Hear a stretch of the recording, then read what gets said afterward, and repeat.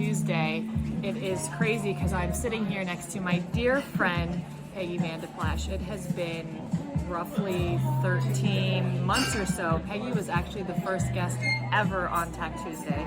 So I thought this would be a great opportunity to say what's happening now. It's, now end of January, and we are looking at the future. So let's do the update of the venture landscape in Canada. So Peggy, nice to see you again. Where are we at? What's going on? And thank you for having me again. Always great to be here. So Canada, the VC landscape last year, 2019, was super hot, even hotter than 2018. We saw more deals, bigger deals. It's a bit of a barbell strategy, more seed and more later stage, which is actually quite healthy for a venture ecosystem. Base valuation, fintech and AI, which I think is also why Canada is known for. So very, very healthy ecosystem, more companies, more partnership with banks. I would say a bit of the same, just more mature. So that's a good thing to see. The only, I would say, negative point is we don't see a lot of exit. So the lack of exit, we had one very large IPO last year with Lightspeed, but otherwise it's just been a Canadian prime forever, not a lot of exit. Got it. And with Roar and everything else that you do, we're looking a lot on the kind of the mature businesses. So what role do you see venture capital playing in helping to accelerate the growth of some of these more mature businesses? Yeah. I think there is a wide space in the market in Canada, US, Europe, where you have a lot of this sleepier business who have great book of business and great solutions, but we never really took off because very often they don't take external capital, they might not have the expertise in-house. This business might have been started with tech founders who don't necessarily have a savvy in terms of sales and marketing. So taking this mature, profitable business and insuffling a bit of a VC playbook, more capital, but also a lot of sales and marketing expertise to bring them to the next level, I see a huge space in that.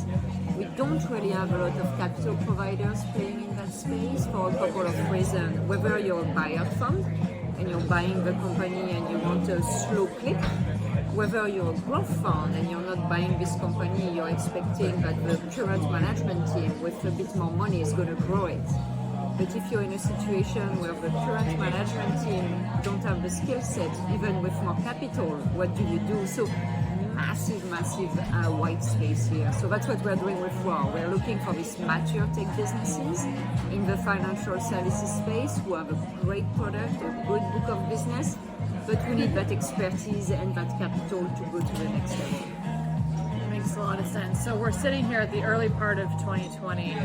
What are you most excited about for 2020 that you think is going to change from last year?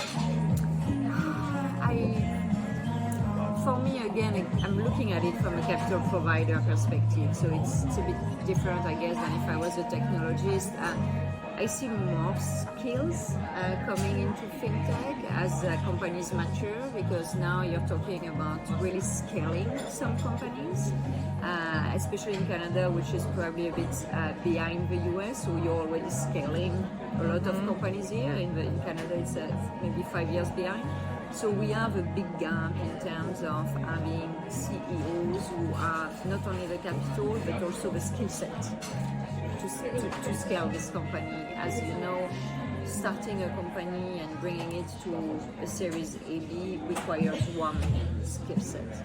Bringing it from a Series B to an IPO, it's a very different skill set. Very few management team, funding team can do both.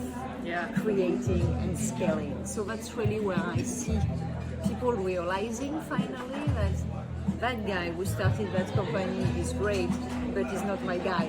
Yeah. So maybe now he's the visionary, strategy, maybe he can be the head of product, something like that, but probably not the CEO. Got it.